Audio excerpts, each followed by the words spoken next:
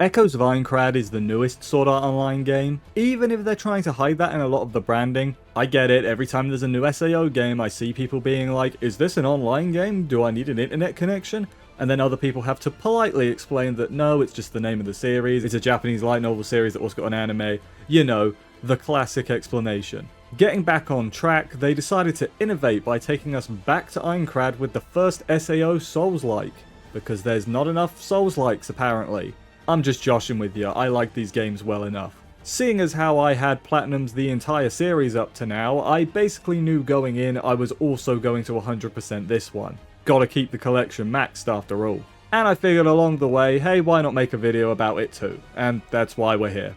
Now I'll quickly say before we go too far into the video that I am an SAO fan. I know. I watched all the anime, I played all the games, and I'm up to date on the English light novel releases. So if you're looking to see me absolutely tear the game to shreds because lol SAO, please go somewhere else. I do have criticisms, but we'll get to that when it's relevant. Also to note, I will talk about the story, but I'll do it a bit later in the video in its own dedicated section. And I'll give fair warning just in case you're still going through and you don't want to be spoiled.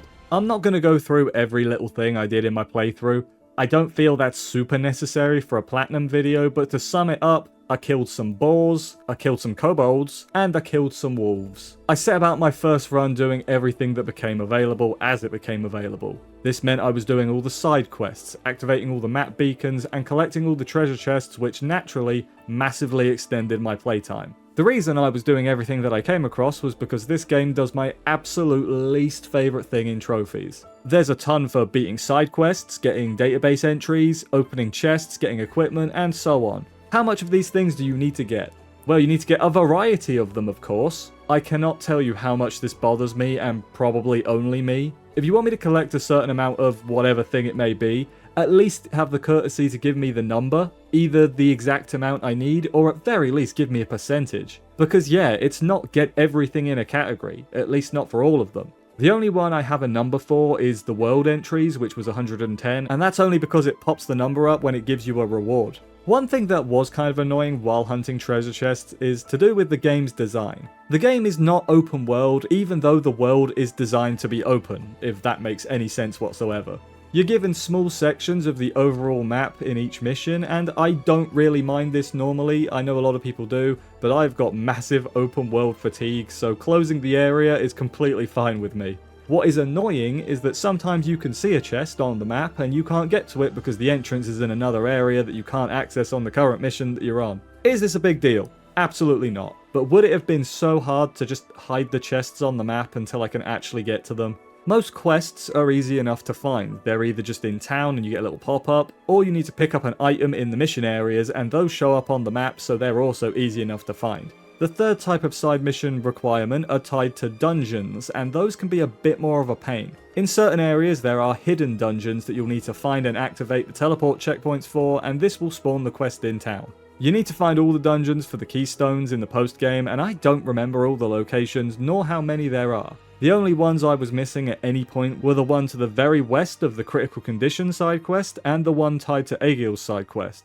All the original SAO characters also have side quest lines, but functionally they're not any different than any other side quest. The whole gang's here. You got Kirito, you got Asuna, you got Bulls, you got Tiffany, they're all here. Despite how grindy the list might look at a glance, the vast majority of these I was able to do without going out of my way specifically to get them. The side quests, I guess, are out of my way because they're not part of the main story, but I would have done them anyway. Along the way, I unlocked all the original SAO companions, got enough database entries for each of the categories for those trophies, opened enough treasure chests, unlocked enough map waypoints for both floors, defeated enough bosses and arc bosses for those trophies, got 1 million coal, and got a variety of all the weapon and equipment types. Equipment was slightly out of the way, as for armor and shields you actually have to craft everything, but you get more than enough crafting materials, so it's really not out of the way. In fact, you get more than enough of every material, like money, crafting materials, and so on.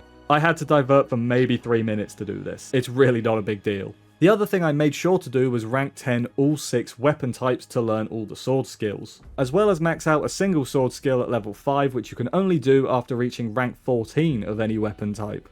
I was expecting this bit to be the longest grind of the game, so I was very pleasantly surprised to get it done before reaching the credits. I basically mained the one-handed sword after all that, but the dagger seems broken to me. It has a skill where you like throw 5 knives in like an arc, but if you stand really close to an enemy or like a big boss and they all hit, you can do massive damage. By the time I got to the credits, I was missing, I think, 4 trophies to give some indication of how much you can actually do before getting to the end. There is a bit of content that only appears in the post-game, but it's not too much if you're only in it for the trophies. The game asks you to collect 10 keystones from the dungeons, and basically you equip these for buffs, and by beating the dungeons at higher levels, you get better buffs. I haven't mentioned the dungeons that much in this video, and that's because they are barely worth talking about. They're semi-randomized layouts, but do just consist of the same room types and paths with the same enemies in them with a boss at the end. This post-game version of the dungeons does attempt to do something a bit different by making it a pseudo-roguelike. You can get upgrades for the dungeon you're in using temporary orbs that you don't get to keep after that instance. Also, the dungeons are now 5 floors long, wonderful. This is boring, not gonna sugarcoat it. The dungeons were already underwhelming in their design, and so just making them longer was hardly a smart idea. Not gonna lie to you, I lowered the difficulty for these, not because I was dying a ton, but because I just wanted it to go faster. I was just playing on the standard normal base difficulty for most of the game, but this and level grinding, I figured I'm just gonna speed it up. After getting all the keystones, I then had to decide between leveling to 100 or just fighting the post-game boss. I chose leveling, of course. I was around level 80 after finishing all the other tasks, and initially I was just doing the keystone dungeons at level 150 and just going until I died, but that was really slow. The actual best way I found to grind was to just use the golden gates. These trade a gold crystal to fight a boss, and these give really good EXP, especially considering just how quickly you can defeat them in easy mode. I was getting over 20k EXP per kill with all the EXP bonuses I had equipped thanks to the weapon and stat bonuses, and I was killing it in well under a minute. Another thing to speed up this grind a bit is to let them roar to spawn more enemies, as when you trigger a phase change the enemies all just die and you still get the EXP for it. I got from level 80 to 82 in about an hour using the dungeon, and got from 82 to 100 in well under that using the golden gates, just as a comparison. It's not even a contest of which you should do. Finally, the last thing I had to do was the post-game super boss. It says it's recommended level 200, but that is not necessary at all. I beat it at level I think 102, and I'm not saying it's easy, it's the only 4-phase boss in the game, I think, but it's doable. I don't have too much to say on it, as my problems with it are basically reflected in every other boss, and I have a bit on that later. I did do a test after beating it on normal where I booted it up on easy just to see how much easier it was, and I was doing about double the damage and taking about half. So there's a rough comparison. I did not play on anything harder at any point. I didn't touch the death game mode either. Thankfully, you don't have to. But that was the last trophy I had to get, the super boss. Secret ending watched, and I had gotten the platinum for Echoes of Aincrad. So after all that, what do I think of the game? Well, to start with, I did enjoy myself. We'll start with saying that. I think that's important to open up with. There's been, I would say, excessive negativity around the game, at least from what I've seen, that just goes beyond criticism into blind hate, and that's not really helpful for anyone. That being said though, there are a lot of criticisms you can have with the game, and I do, and I'll start with the most glaringly obvious flaw, at least to me, the lack of variety. I mean this in basically every aspect of the game. The environments are very samey, but I'm more forgiving of this considering the game is only covering the first 2 floors of Aincrad. This is where me being a fan is admittedly giving the game a bit of leeway that other people might not give it. The areas are too big though, they're not interesting, so just make them smaller, no one's gonna mind. But the enemy variety is to me the real killer in this game, man. I can only kill boars for so long before I start to go on complete autopilot. Admittedly, some enemies do have stronger variants with different moves, like you have Wolf, and Big Wolf, and Spiky Wolf, and Big Spiky Wolf, and Red Wolf, and Big Red Wolf. Yeah, they have new moves, but by and large you still fight them the same way, so does it really matter? At least some of the kobolds have ranged guys and guys with shields that you can mix it up a little bit, you gotta hit them from behind. But even then I would still say that there aren't enough enemy types for the length of the game, at least for an 100%. This is a similar story with the bosses. There's not no variety, but when you're reusing bosses in main quests and side quests, it feels like there's less variety than there probably is. And the same thing I said about the regular enemies where there are stronger variations of the bosses also applies. Something I am decidedly more negative about when it comes to the bosses is so core to how to make a good Souls-like boss in my opinion that once I noticed it, it ruined basically every single boss in the game for me. You see, what makes Souls-likes fun to me is learning the boss's attacks and patterns and when you can attack and when you need to dodge and all that jazz. They can be difficult and you'll die loads of times, but as long as you're learning the timings, you're making progress. This game though, it really doesn't matter if you learn the patterns because they'll just spawn half a dozen enemies to gank you, making it basically impossible to have any fun with the boss. In the latter half of the game, once I started dying to this, it completely ruins any fight. It's not a fair challenge to have 7 dudes smack me in a corner. It's not fun to learn the attack pattern, dodge it successfully, and then get poked in the back and die from a random enemy that spawns. And in later fights, these aren't mooks either. They start spawning elite enemies, and unfortunately, almost every late game boss has this problem, and it's such a shame, as I otherwise don't think the bosses are that bad. Like, they're not great, but they're not terrible. But this is like the one thing that ruins them. Phew, that was a lot of complaining. How about we be a bit more positive here? The actual playing of the game feels fine. Souls-likes are fairly ubiquitous in how they control and what you as a player expect from them, and the game plays well enough. I never thought I died due to the actual game system, which is good. I might have had the odd graphical glitch here and there, but honestly that's just never been something that bothers me. I do actually have some thoughts on the story, so bye-bye if you don't want spoilers, this is your warning. You can come back after beating the game, I guess. So this is going to sound really rude, but I'll explain what I mean after, but did they just run out of time or money when making this game? And I don't mean that in terms of gameplay, I am specifically talking about the story, because frankly, nothing gets resolved in this game. Now yes, some games have cliffhangers, or leave threads open that are picked up in future games. That is not what this is. It's not exciting enough to be a cliffhanger, a hill peerer is more accurate. And it's not left some threads open, it's left a whole ball of yarn. I didn't expect them to finish the main SAO plot in this game, I'm not saying that, but their original plot, the Swordsman of Salvation quest, yeah, I expected that to be wrapped up in this game. I don't think that's unreasonable. When the credits started rolling, I genuinely could not believe that was how they chose to end the game. Like, the ending itself is fine, but we're kind of in the middle of something here, guys. The final boss is just some random dungeon boss. It's not especially relevant to the overall plot of the quest, like the super boss is, or an antagonistic player, or even a memorable boss fight from the original series. It's just some owl furry, or I guess a feathery. Taking a step back from the ending to actually give my thoughts on the overall thing, I thought it was broadly fine. The Swordsman of Salvation plot point was kinda the least interesting part to me, but I get it in concept. It's a big main plot for this game's characters to keep them away from the main storyline while still giving us something of consequences with the potential of Aincrad being destroyed early. It's fine, it works fine. I also generally liked the main cast. I'm not saying they're super interesting characters or anything like that, but they're pleasant, you know? I do wish their backstories were better woven into the overall story, as they just kind of blurt it out whenever, and it's kind of relevant but also not really. But I didn't dislike any characters, so that's a plus. Where the game's story is probably strongest to me is when it makes use of the death game setting, and this is best felt at 2 points in the game. The first I want to talk about is late in the game when the party discovers that Cal, who is one of your friends from the beta, has died. This comes as a shock, as I'm sure many people expected him to rejoin you late in the game,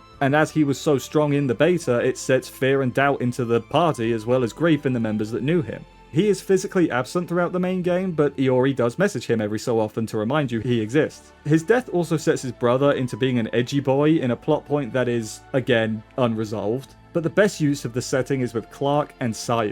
Again, these are players your guy knows in the beta, and to make a long story short, due to them being beta testers, they flee the city. After your party kind of blows them off, to be honest, to go fight Ilfang instead. They're like, this is more important, guys, sorry. Anyway, they flee the city and Clark ends up dying, leaving SAO incredibly distressed. When you find her, she has completely lost it, in complete denial that he's actually dead, and as the party frantically tries to stop her, she falls. I almost wish that the game had let the moment breathe a little bit more instead of throwing you right back into the next mission, but the moment is still pretty good and it's probably my favourite part of the game, to be honest. Like, Wise Man leaves your party after this and just doesn't return for the rest of the game. Iori wonders if she could have done something to prevent this if she hadn't blown them off, and your guy, well, he doesn't say anything because why would he? Changing topics, the silent protagonist is stupid. I don't need him to be constantly chattering, but when the game gives me an option, just have him have a line that pushes the conversation forward matching what you say, instead of just smiling like a doofus. One very quick pet peeve, and this is, to be honest, a complete pet peeve, it doesn't matter whatsoever,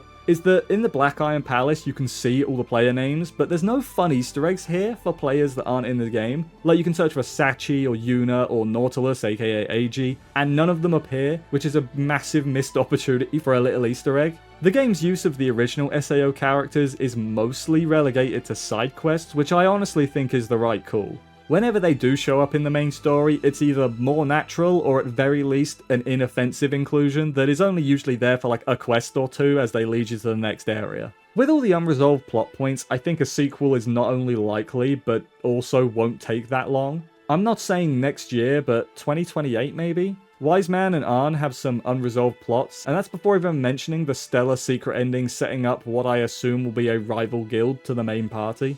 I haven't mentioned Stella at all because what is there to even say? She and her friend, whose name I don't even know, have 3 scenes, 2 of which are just her ranting in a dark room. I imagine a potential sequel will probably jump us to, I'm just going to say floor 50, where they'll finish the quest and whatnot. Now I would be remiss to ignore the fact that there is a DLC announced with more story, but it's listed as a side story, so I don't think any of those characters are going to be featured in it. The vibe I get is that those are sequel plot threads, not DLC. My guess is that the DLC will feature Mito, as she has a model and is there for the floor 1 boss, but you can never interact with her, nor is she voiced at any point. As well as characters from the bonus film, Unanswered Butterfly, seeing as how they never show up in this game's main story. Side note, I think getting a 2-hour movie is pretty good for a deluxe edition bonus thing. Like, most of the time it's just like Ultimate Team packs, but getting a movie, I think that's pretty good.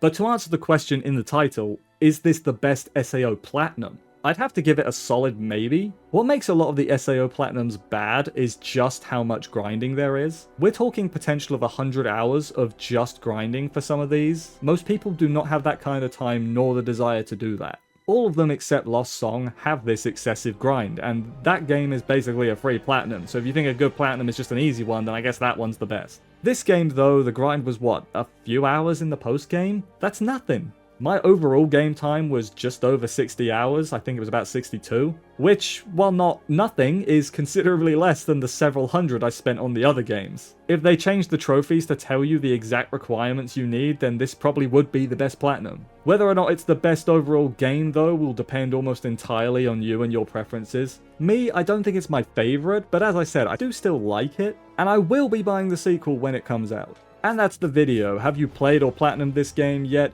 How'd you find it? Do you think they're going to do another one? Let me know all that and more, and while you're down there, press like if you liked the video and also subscribe. It's free, helps me out, and gives you easier access to my videos both old and new. I have a few on the other SAO games as well as some other anime games, and they're all to do with trophies and achievements, so if you like that you might find something you like. I think this game is getting a bit overhated to be honest, much like the show itself funnily enough. It's got problems, but like, have you played an SAO game before, or just an anime game before? This isn't new. Why are you expecting super high budget things for this? Thank you for watching this video to the end. For now though, I'm off, hunt them troves, and I'll see you next time.